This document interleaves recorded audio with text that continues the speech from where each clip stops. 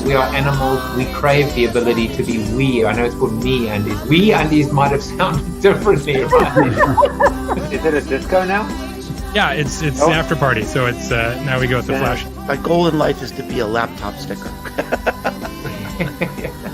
Me too. And despite the best ministrations of your wife, you still look ugly.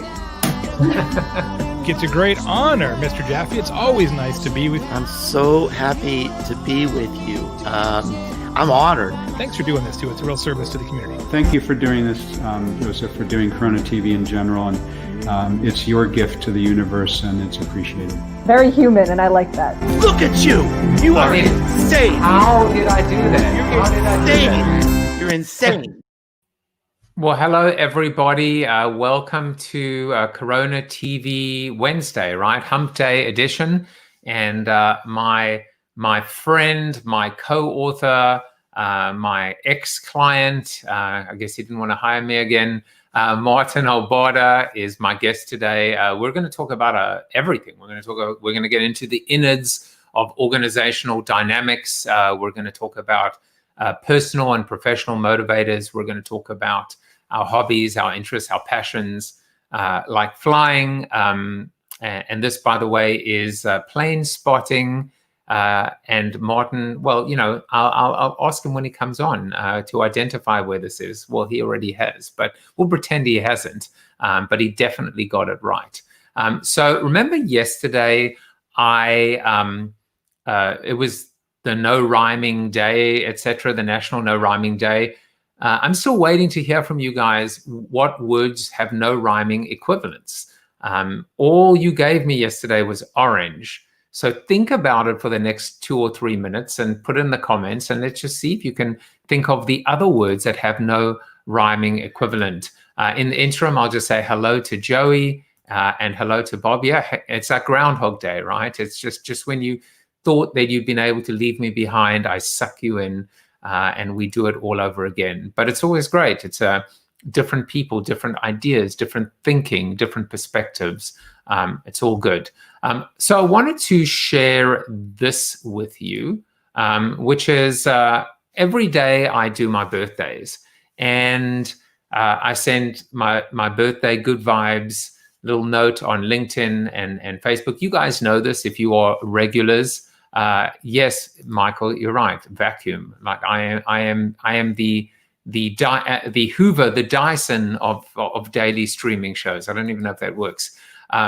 Nothing sucks like Electrolux. But Justin reached out to me and he said, you know, I appreciate the mention. I'm 30 minutes into the show, doing work on my birthday. Well done. And yes, I intend on finishing it. And then he said, you have clever promotional strategies from a tactical perspective alone. In the spirit of your show, I'm practicing being more transparent as I write to you now. I wouldn't have listened as long as I did if it hadn't been for my own vanity. But my snap judgment signaled me to click or swipe away, but I'm glad I didn't. You and Angus are two different personalities, but share the hardest to fake traits, authenticity. I admire your work. Thank you for sharing. Now, I responded to him and I asked him if it was okay if I could use his name, and he said absolutely. But I think you know, I wanted to share it because, you know, what is the deep, dark secret, the Machiavellian strategy behind sending birthday vibes? Well, it's not as Machiavellian as you think. It really is genuinely wishing people happy birthday. But at the same time, it is a way for them to discover the show, number one. And number two, they are my contacts on LinkedIn and Facebook. So it's not like they're outside of it. But number three, and this is the message, ultimately, the content has to speak for itself. So even if you are hooked in through a birthday greeting, hopefully the hold is associated with content that you want to listen to, that you're engaged with, and that you want to keep coming back for more. So I just wanted to share that. Look, I really always appreciate everybody and anybody that has feedback. But let's get into the show itself, because today is World Coconut Day. World. It's not even national. It is World Coconut Day. So just, you know, celebrate with whatever nuts you know that you have handy and nearby. Have a pina colada, just enjoy yourself, especially if you are outside spotting planes, whatever planes still exist. A guy who loves planes, no doubt, and he will talk about them, is Maarten Albarda. Maarten describes himself as an integrated marketing leader, but he's a lot more than that, and you will see when you meet him. On Friday, we have the people formerly known as the audience. We have 10 or 9 plus me is 10 Zoom after show regulars. And these are your 9 people.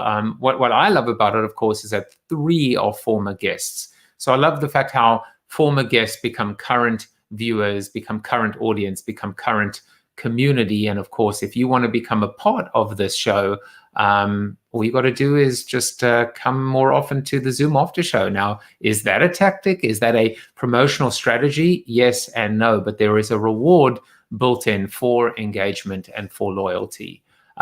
So let's get on to birthdays. Jeff Ramsey, I think, is going to be my guest next week. So happy birthday to you. Also happy birthday to Elizabeth Robbins.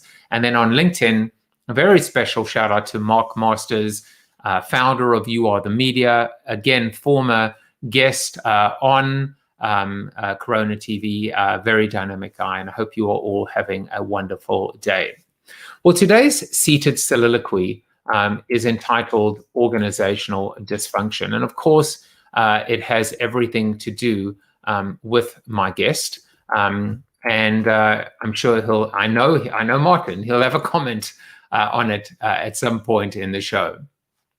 Let me take you back to Built to Suck when I outlined the demise of the corporation. Why? Why the demise of the corporation?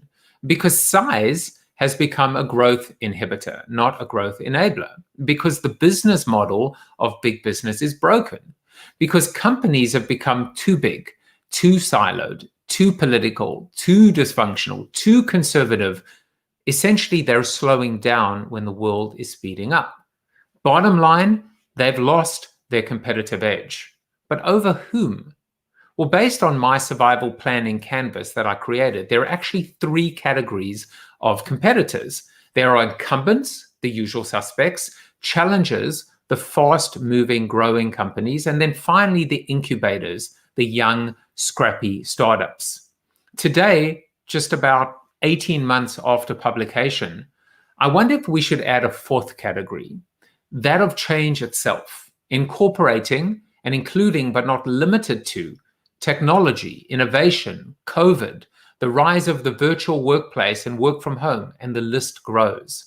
This category includes fundamental and ultimately enduring or long-lasting changes to businesses and business models themselves, and with it, the obliteration of existing revenue streams, and yes, in some cases, the creation of new ones. If all of this seems or feels suffocating, well, it should. It is most certainly paralyzing, debilitating, and as a result, the organization itself, and with it, the very nature, structure, and dynamics that powers it, are being swallowed up whole. Of course, there is hope. There's always hope. My guest today specializes in helping eliminate the dis in dysfunctional. In some cases, it comes down to fixing what is broke. And let's be honest, there's a lot broken within the traditional monolithic corporation. In other cases, and I would argue a growing number and even a majority of cases, it's a lot more challenging. Can the problems even be identified? How complicated are they? How many of them are there? And are they solvable? Look, I don't have all the answers. Maybe I don't have any of the answers.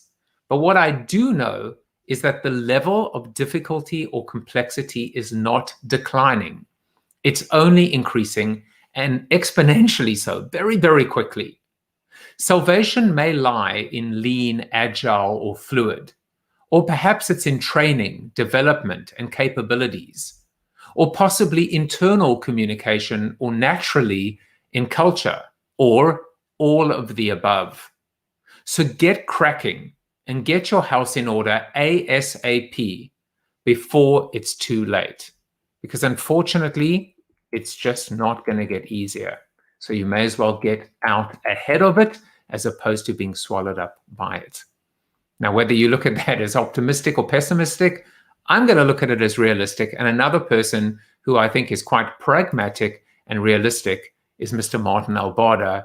Let me bring him onto the show. Welcome, welcome, welcome to the show officially, Maarten. I know it's also thank you on World Coconut Day. I thought that was going to go somewhere very different when you talked about that, especially when you said grab some nuts that might be close at hand, because this is after all the new world that we live in. But yeah, no, and by the way, thank you for that summary. That was spot on. And now we can skip that whole topic because you've covered it completely. And I think that was all I wanted to say about it. Oh, there you go. So we're done. All right. So Maarten, do you know any of these words that don't rhyme? So yesterday when you asked that question, I was also thinking colors, but I was trying to play by the book, and so I didn't Google it. And so I hadn't landed on orange when it was mentioned already, and so I haven't discovered any others since.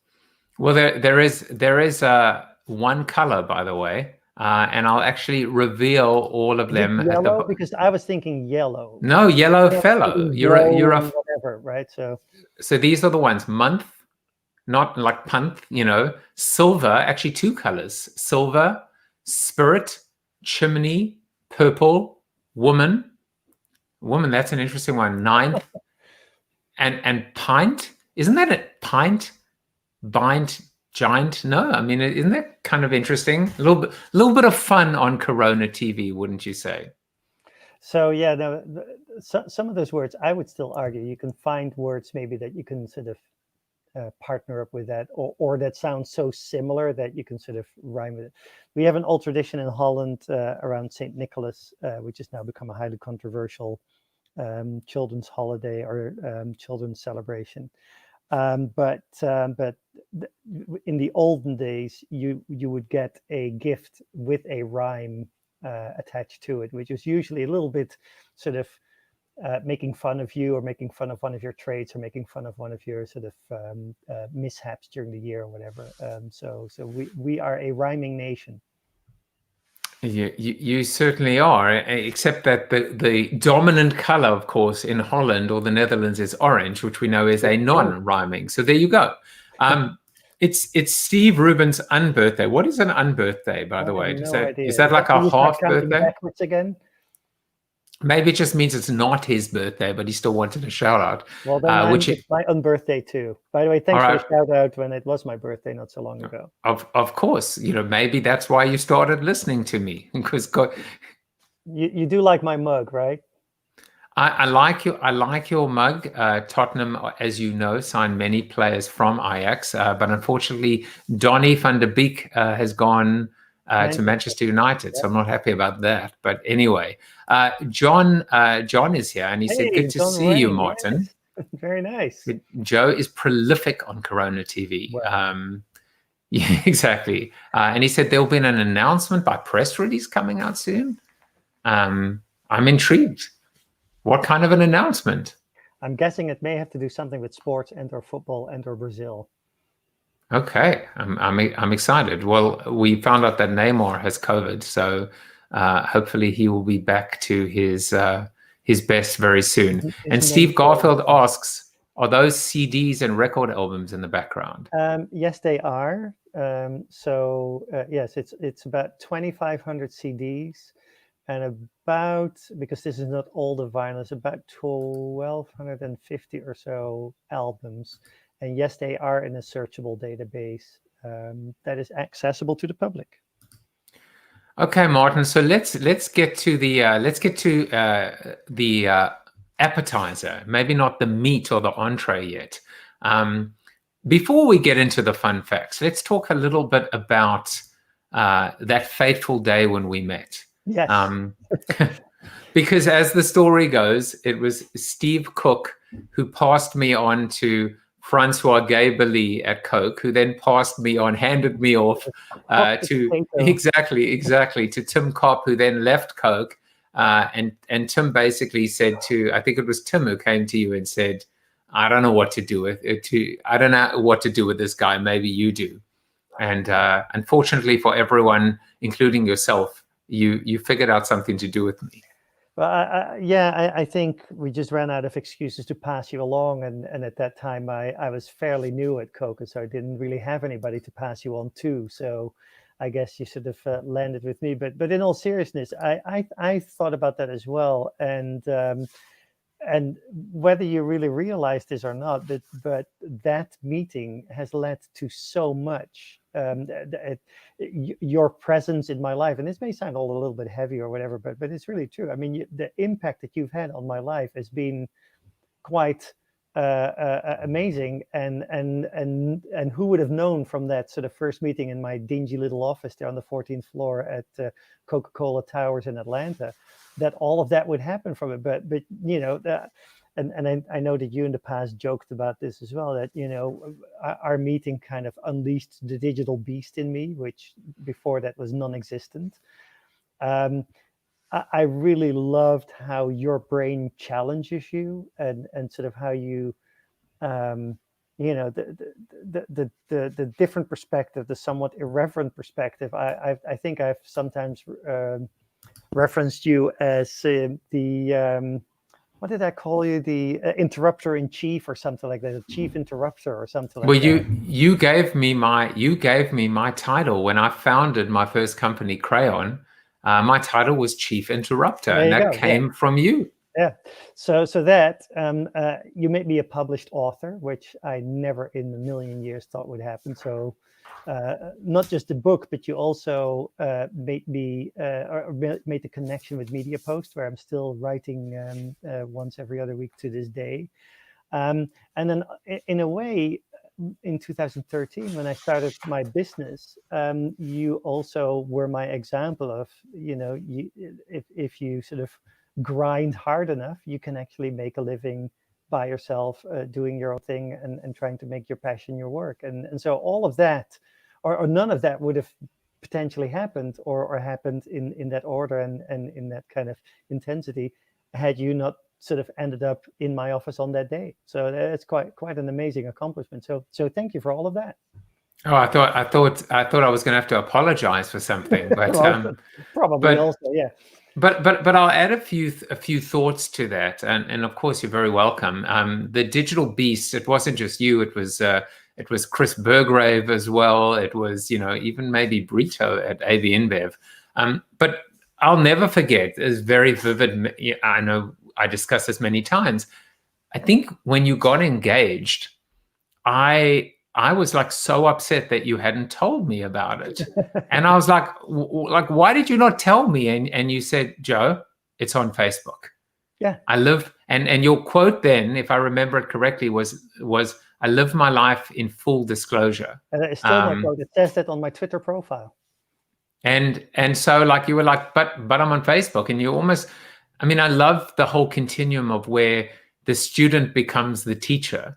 And that's how it always should be. What I've learned through teaching myself is that, which is a work in progress now, but the better teachers, the great teachers, are learners themselves, or students themselves. And if they allow to learn from their students and to reverse those roles, that's when you have magic in a classroom environment, or even in any relationship.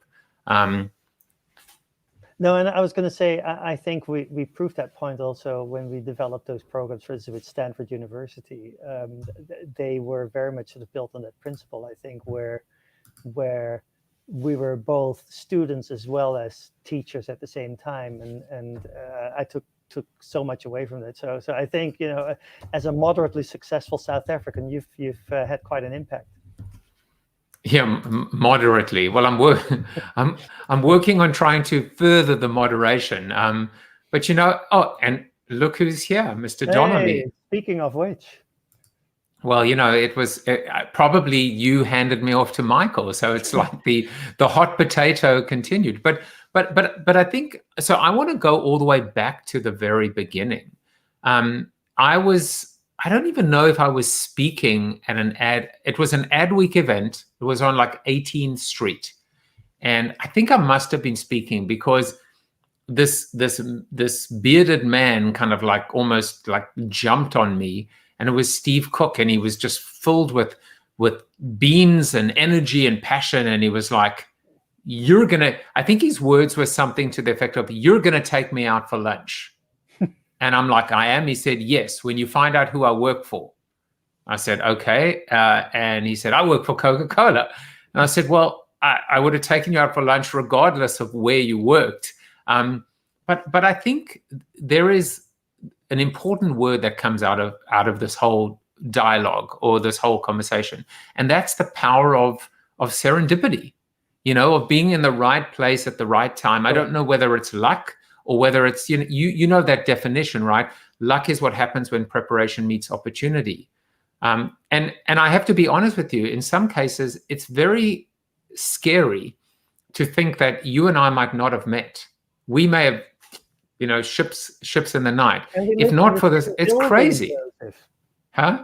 When we didn't know it from each other, we were living in the same building in New York City. Talk about serendipity. I didn't know that. Did I know that? Yeah. Didn't you live 92nd in York? Yes, at the Brittany. Yeah, that's where I live too. I swear to you, I didn't know that. That's crazy. The so only you were there reason just. I know that is because we talked about it way back when, but that's all. I honestly didn't remember that. So we could have walked into each other right then and there in the Brittany in New York. Wow. And we didn't.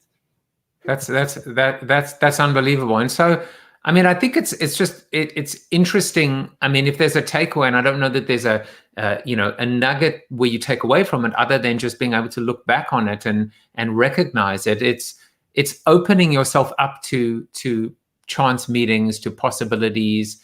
You could easily, and anyone on that continuum could easily have said, "I'm too busy. I've got unread emails. I'm going to go home early. I'm not interested." And the rest is history. No, and so I'm a firm believer in that you can kind of bend the future towards you. You got to let luck come your way. You got to be open for it. And maybe luck is not the right word, but maybe serendipity is the right way of describing it. There were a few things throughout my career that I knew I wanted, but I didn't know how, and I didn't know,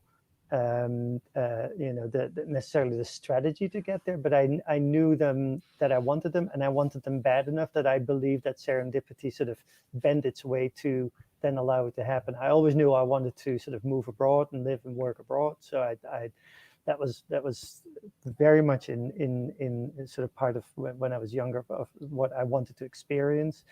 And I didn't know exactly what I wanted to do, but I wanted to do something in media and marketing and advertising, but I had no idea what. And so I never planned a lot of what happened in my career, but I did sort of. I had the drive to let it blossom and to grow it in whichever way and in whatever way it would sort of allow me to. So I'm a firm believer of, if that is part of what you want, then sort of it, like you say, you're more open to it, and therefore the opportunities that then come your way, you sort of hold on or grasp onto them and run with them as they present themselves. So I have to tell you, and I'm not kissing your you know what, but I don't. Yeah, exactly. Even worse. But I don't think I've met someone professionally that I think has had as much impact on two massive organizations, Coca-Cola, in particular Coca-Cola, and also AB InBev, as you. And I'm referring to specifically capabilities, the ability to invest in training, development, education, inspiration.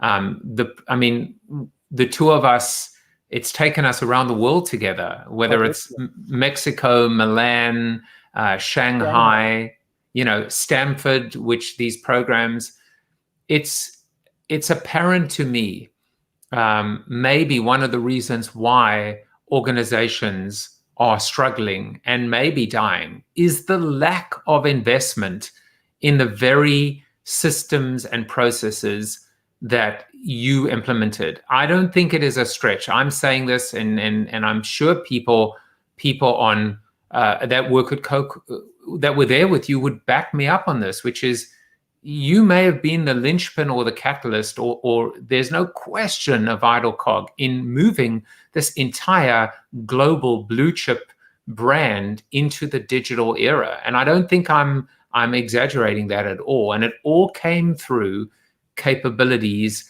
and being able to have this disciplined, foundational investment and commitment to education.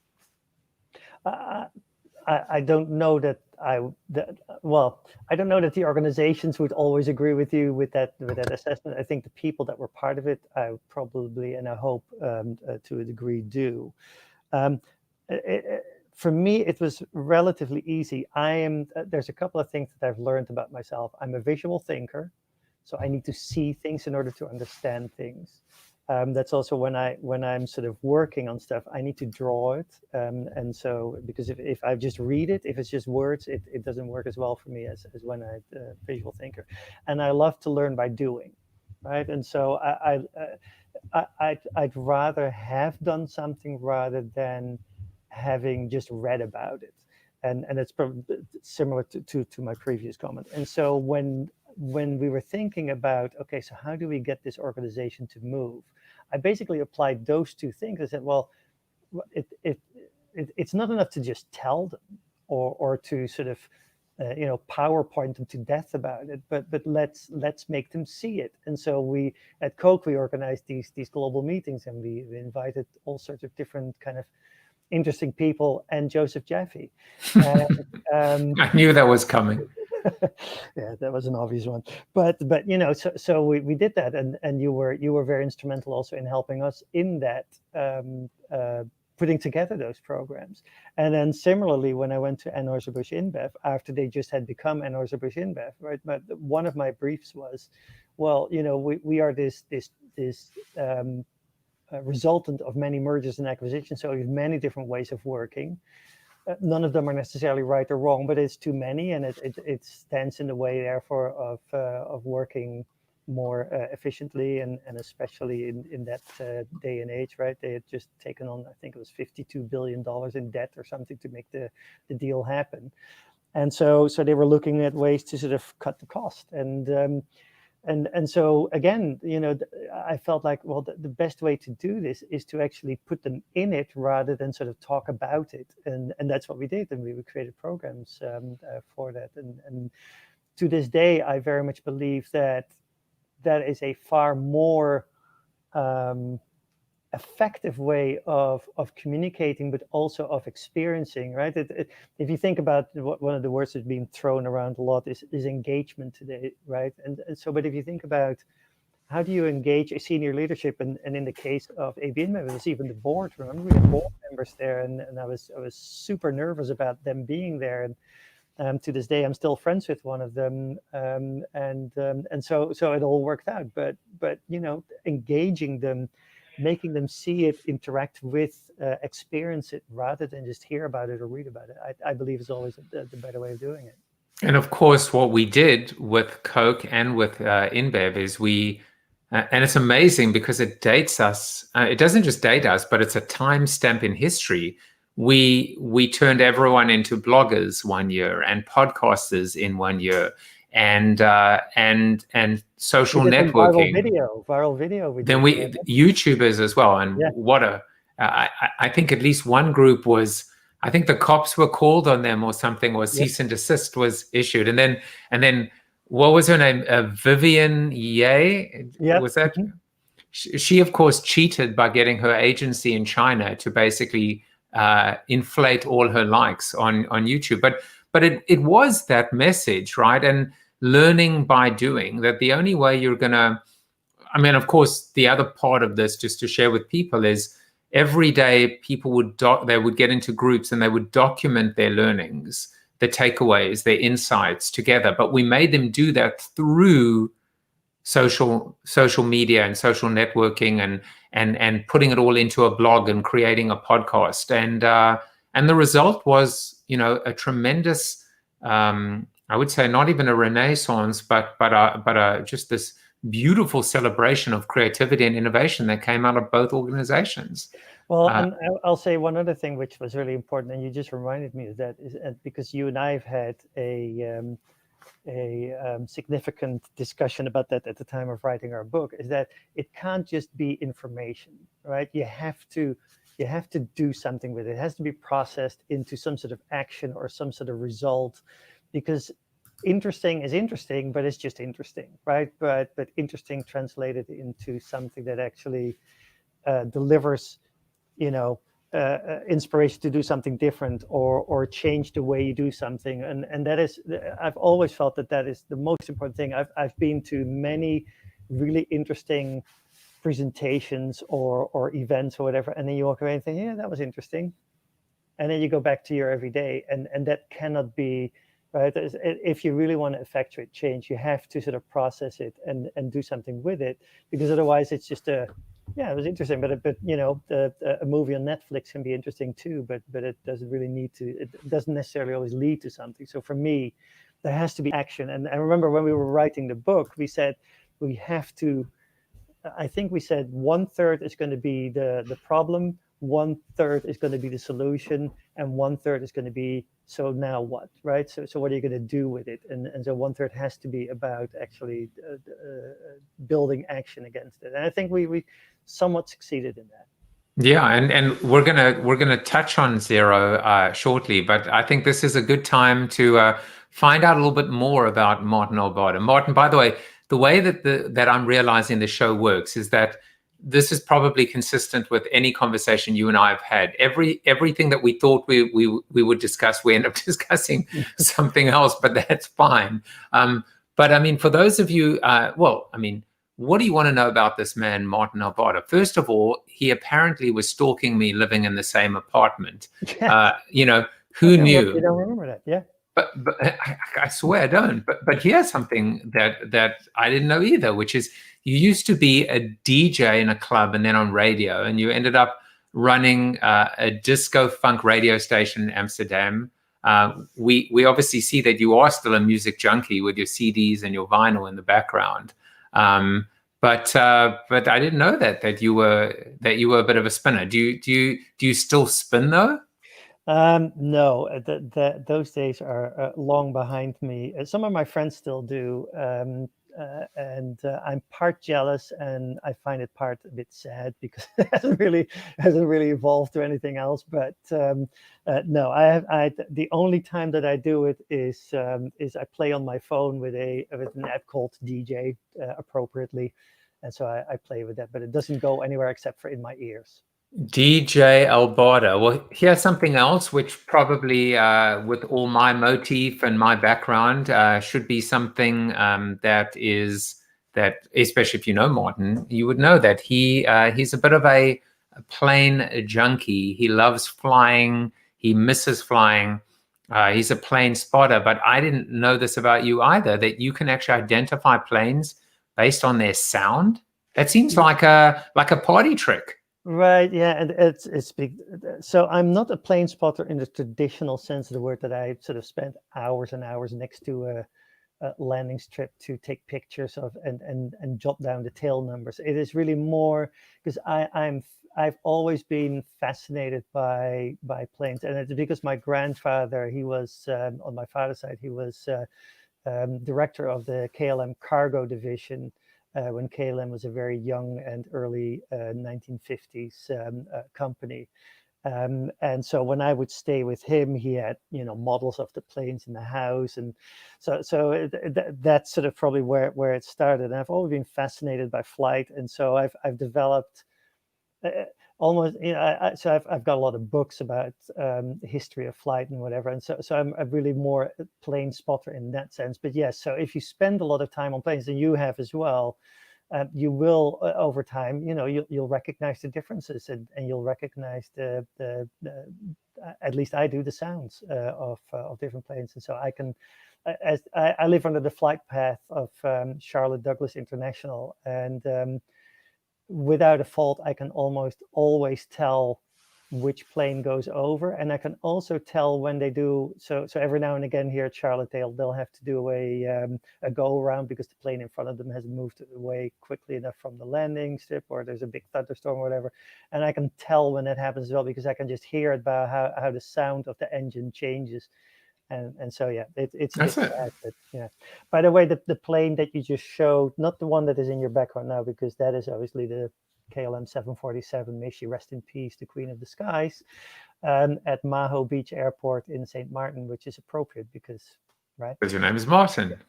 So But the this other one, right? This one, yeah. So that is the A319, the Airbus A319, which is, I mean, it's a fine plane, but British Airways have made it their mission to make flying an absolute misery. They used to be. I lived in England for 8 years, and I flew British Airways literally all over the world in my job at the time, and they were probably the best airline in the world. And I would now venture that they're one of the worst in the world. It's being run by people that grew up in the ultra low cost Spanish airline business. Bean counters sounds almost like the advertising and marketing business, but there you go. That's another rant for maybe later on. Well, there is one other fun fact about Maarten, and it's actually not the fun fact that he supplied to me. Maarten, we discussed oranges. We discussed what was the other fruit that was in there? Bananas. Maarten loves bananas. Why don't you talk about your love for bananas? Yeah, no, I am one. So I don't. I hate them with a passion, but I would say it goes a little further than love or hate, because there's certain foods that people don't like or don't like. But I actually have a visceral reaction against bananas, and again. And look what I'm doing. And look what I'm doing. Look what I'm doing to you. It's so unfair. I'm just concentrating on my background, which is, music is love, and so that's all good. But yeah, no, I really do not. I cannot stand bananas. I hate bananas. I actually have a Facebook page called "I Hate Bananas." No, bananas are evil. It is, yeah, bananas are evil. So anyway, yeah, everything about bananas is wrong. I mean, color, shape, texture, flavor, smell. There you go. And I have, in the meantime, I have found that I'm not alone in this, which is very, which I'm very happy about. But it's interesting. I should have got Dusty Baxter right on, but let's look at some of the highlights. Yeah. The texture is across. The texture is a cross between cat sick and baby food. Very much agree. It's slimy as well. I think slimy is what he says there, and I very much agree with that. What else? When someone is eating one, people have killed themselves on banana peel. So any fruit that's trying to kill you by just with its peel already it's got to be wrong. And then of course there's point number 10. Am I eating a giraffe penis? So we'll leave it at that. But I would not have been a good friend had I not rubbed it in a little bit and brought in the bananas for you. Yep. It literally, when I used to take the train from Stamford into Grand Central for work, and somebody would peel a banana seated close to me, I will literally get up and go into another carriage, because I just can't. I would forfeit my seat and go and stand in another carriage just to not have to smell it. It disgusts me. John says maybe you read the story of United Fruit. I'm not really sure, but I have read the story about United breaks guitars, but that is something different, I think. Exactly. All right, Maarten. So enough fun. Let's get into the heavy, duty marketing, lifting, or something close to that. Obviously, you and I had the pleasure of writing a book together, and I thought it would actually be a nice idea to ask you. Here we are. I mean, it was published 2014. Mm-hmm, yeah. So 6 years on, this vision of moving from a tenant renting media to a landlord owning and monetizing assets. You know, in a perfect world, the optimal paid media budget would be 0. I just want to hear from your perspective, author to author, whether you think out the thesis, the vision behind 0, whether it's outlived its usefulness, whether it's, you know, as relevant, if not more than ever before. So kind of what's changed, what hasn't in the world, and what's changed with you. So almost looking back now and then kind of recognizing where we are, where we're heading, and where this 0 paid media as the new marketing model comes into play. Yeah, so first of all, many of your books have a title that leads to misunderstanding, right? So your very first book is often misunderstood as a death to television rant, right? And there's some truth to that, but that wasn't the main thesis or intent of the book.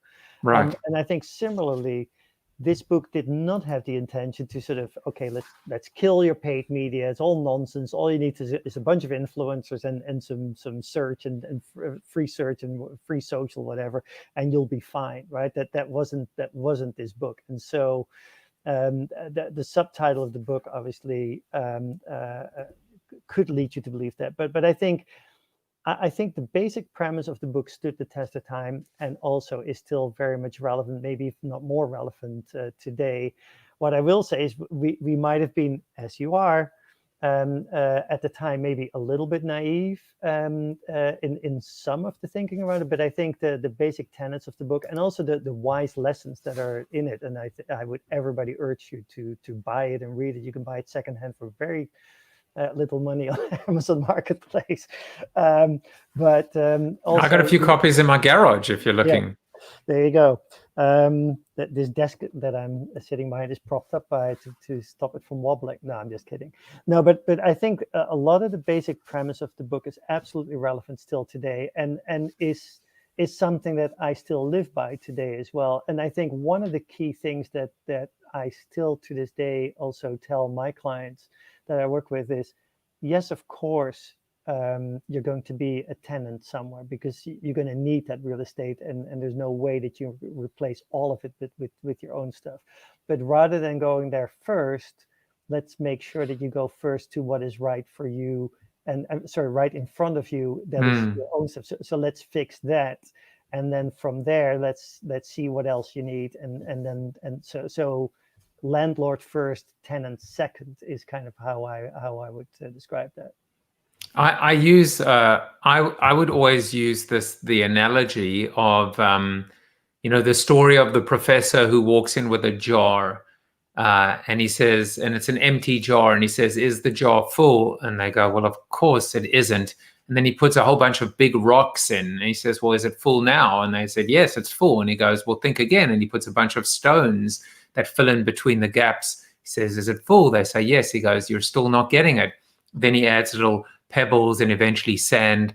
And at that point, he says, "Is it full?" And of course, they still make the mistake because then he pours in water until it overflows. Right. And I use that as an analogy, which is if you start with the paid media, if you start with the wrong stuff, what happens is you run out of budget, you run out of space. And you never get to, in this case, the analogy doesn't work perfectly well because you probably would still think of paid media as a rock, but maybe you shouldn't. Maybe a rock is social media, or a rock is your owned assets. But it's this idea of... it will change over time as well, right? So what is a rock this time around, right? What will smash the windows this time around may not the next time around. And it could, and the other part of that, of course, was this idea that, look, you've heard me say this as well. I was once giving a presentation to General Motors, and it was, just to date, it was around about 2005, 2006. And one executive raises her hand and says to me, "What should we do about the blogosphere?" I said, "Well, you could buy it. And then, with the other $4 billion you have left over, you could do something else." So the fact is, if you begin with the fringe, the innovative, the emerging, the new, you'll never be able to spend even close to a fraction of your money. But if you begin with all the paid stuff, even including even the stupid bowl, as I call it, the Super Bowl, you will run out of budget and you will run out of possibilities. Well, and So- it's also on budget, right? So we have it. We touch on that actually in the book, but I think in general, one of the things that marketers still to this day, because I see it, right? I work with the who's who of what's what, and they still to this day make the mistake that they'll budget cuts need to be made, and that's just a reality. But the first thing that goes out the window is the stuff that matters the least in terms of budget, right? Because it's small chips, but it matters the most in terms of actually learning and growing your organization. For God's sake, cut out 15 GRPs on TV and nobody will notice, right? But cut out $150,000 of your innovative, new, interesting kind of explore budget, and you will notice because it's something that you now will not learn and will not be able to sort of explore and add to the mix of possibilities. In fact, I remember that from you, which was, I think that maybe was the InBev days. You guys would call it explore and exploit, which I think was a brilliant way to just draw a very clear line between the old and the new. The order of so if you look for savings, save the word savings, right, has the word safe in it. So save on what is, find your savings on what is safe, but don't find your savings in necessarily what isn't so safe, because that's where you learn. So try to sort of think about it that way. I like that. Now, one more thing on zero, which just to add a little bit of spice, to our banana split, if you will. After the book comes out, I wrote several pieces saying Donald Trump is the quintessential case study for zero, because zero was also an acronym, because that's what we consultants do, right? Not an endorsement. Definitely not. So the Z stood for zealots, which was advocacy, extreme love, extreme hate, but no indifference. The E stood for entrepreneurship. So Trump's use of Twitter, disintermediating the media, but also running on a platform of being an entrepreneur, reality programming. Your whole political campaign, fantastic. So they're very entrepreneurial. Very much so. The R stood for retention, and to this day we see a continued obsession on the base. And then the O, of course, the owned assets there was good, bad, and ugly. There was stake, there was university, but there was the jets, he became the ultimate owned asset, because he was always the Trump, he was always the celebrity. You didn't need Oprah, you didn't need Beyonce, you didn't need Gaga, you didn't. So I think it is a case study that proved our model. But now here's my question for you, which is, if we had to look at the candidate not the candidate, but the incumbent Donald Trump, how is he scoring at ZERO this time round? I think on zealots he's grown, right? So I think his base is very energized. I don't know that the base in size has grown, but the loyalty of the base has grown. So I think he's done a good job on the Z. I think where he's lost ground, I think, is his entrepreneurship. I think he's become less entrepreneurial, less explorative, less kind of open to trying new things. And I think on the other two, kind of flattered down as well, because I think ultimately, he's been sucked into the machine a little bit, and so where maybe in when he had nothing to lose, right? He just had to sort of figure it all out, and he had I think his team made some really smart decisions, and now I think he's got everything to lose, and I think as a result he's a very, and you would expect so. It's the same with Obama went up for re-election, right? He's a very different man in re-election than he is in his pre-electoral days. Isn't that so interesting? Because it speaks to the fact that we lose that edge, and when you lose the edge, he is now built to suck. He is, because he has become. Life, but Yeah, he's become the incumbent. My grading, I would say I have a slightly different take.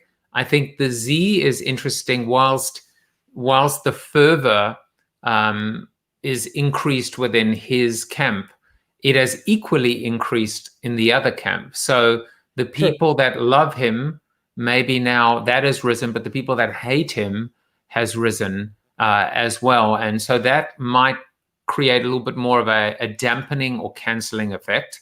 I agree with you on the E of entrepreneurship. Quite frankly, this is a controversial thing to say, but even the WikiLeaks and the Russian meddling was innovative insofar that it had never happened before. Right. But now even the data, the micro data usage that allegedly that Jared Kushner led. So I think he's dropped in that as well. I think he's absolutely, where is over delivering is the R of retention, in terms of the obsession in the base, because he has made very little effort to expand the base. His base is, I would argue his base is even narrowing a little bit, right? So the hardcore is still there, and it's harder core than it was ever before, but it's feels to me, and it sounds to me like, if I look at the data, that core is narrower, and especially probably in the last 6 to 9 months, he's lost a lot of. Right. Well, that's also goes back to a marketing, best practice, or at least the adage, right, which is land and expand. So the ability to widen and deepen, and then I would say the O of owned assets has been curtailed because of COVID. It's probably why he turned the White House into an owned asset and branded the White House. The White House actually got branded in this particular case. But I would say if you had to look at a grade then and now, so you heard it here first, the authors of Zero have predicted a Trump defeat based on his zero score, which is closer to zero, literally. Right. Yeah. So, of course, if he loses, we're going to be able to say, we told you so and you heard it here first. And if he wins, it doesn't matter, because you and I are going to be living in Bermuda. It's an old book as well, so it's probably a little bit dated, so we could talk about it that way as well. Second edition. Well, that was fun, reminiscing a little bit. I want to spend, maybe the last 10 minutes or so, just under 10 minutes, on a little bit more of a serious topic, because and it's you're an immigrant, Yes. I'm an immigrant, and I think we both feel very strongly about the ultimate gift that we got by being here, which is the right to vote. This is a photo. 11 years ago. 11 years. Congratulations. 11-year anniversary, marrying Valerie. And but you wrote a very heartfelt post, and and it begins with the words, "I'm white, privileged, and heartbroken." Why don't you talk a little bit about the post and about the introduction to the post, and then I will show and showcase a key quote right at the end. We can discuss it. We can take it into the Zoom after show. Yeah. But also, I think in conversation with you, maybe Valerie wants to come onto the show and discuss this, and with a cameo from yourself as well, because you are attached to her now. Although she can choose whether you come on or not. I'll even let her mute you. But I thought maybe it'd be good to talk about it, because as marketers and as professionals, we get to exercise a certain degree of influence. And as you say, interesting without action is just interesting. What can we do now from a personal standpoint? Yeah. So as you can see, I'm a white pasty person from the Netherlands, and my wife very much isn't. She hails from, she says Maryland. I always say DC, because you walk a couple of blocks from where she was born and you are in DC, but that's where she grew up. And we met in Atlanta and celebrated our 11-year anniversary this year. So when the George Floyd thing happened, that was kind of the moment that was really kind of like one of the moments where so one too many is too many, and it had been obviously too many. The first one was too many, but for me, it really that was a moment where I felt I cannot just stand on the sidelines anymore. I have to sort of say something, because it was because I saw my wife hurting, and the hurt was I mean, it was anger, it was despair to a degree, kind of like how much more, how much longer, and there was I felt helpless because I didn't really, other than sort of showing support and being there for her, I didn't really know what to do, right? And I couldn't figure out what to do. And so I spent time thinking about it, and that's why I wrote that thing, because that I wrote that from the point of view that where I was trying to sort of articulate why I felt heartbroken, because I didn't know what to do.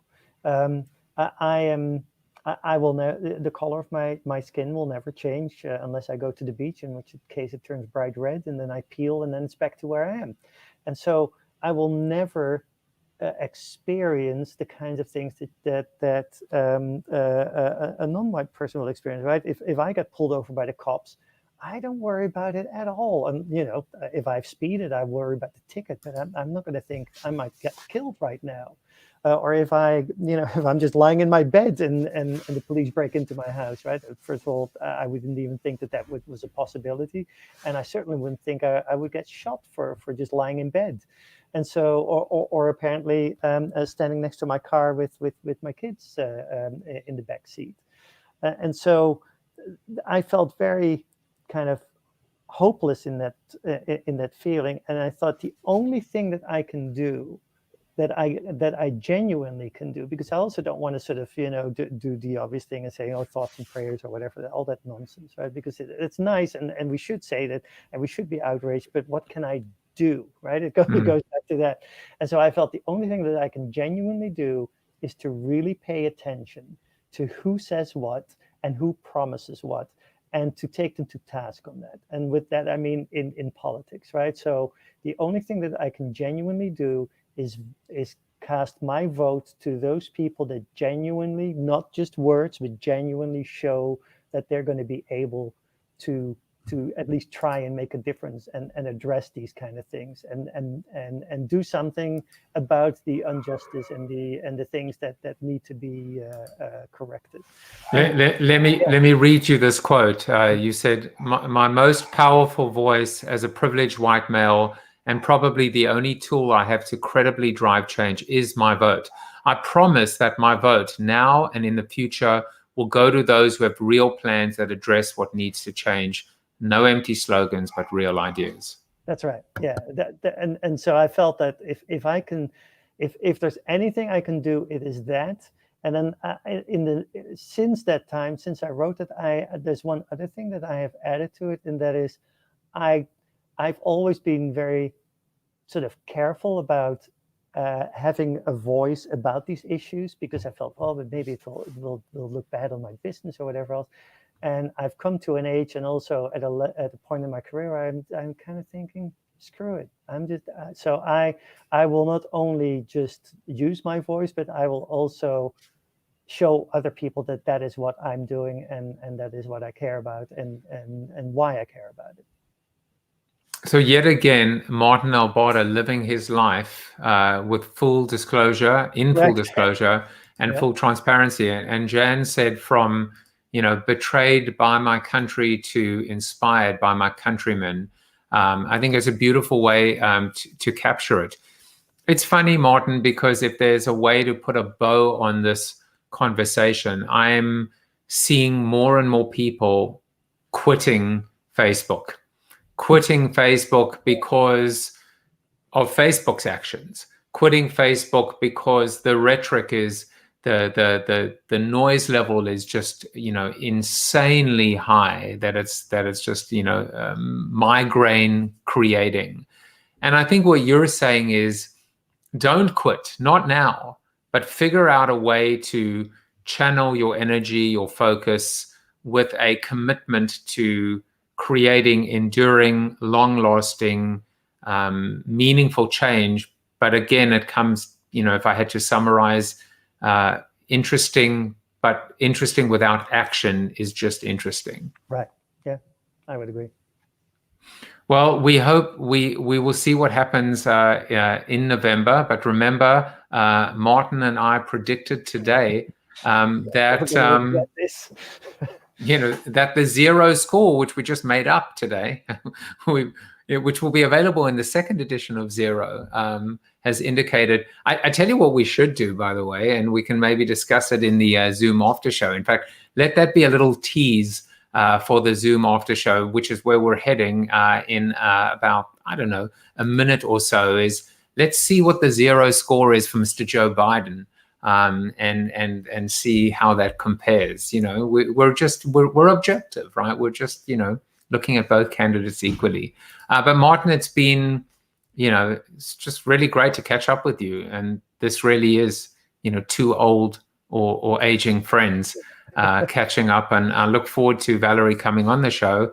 As luck would have it, she may be coming on. The first availability to come on the show is just after the election.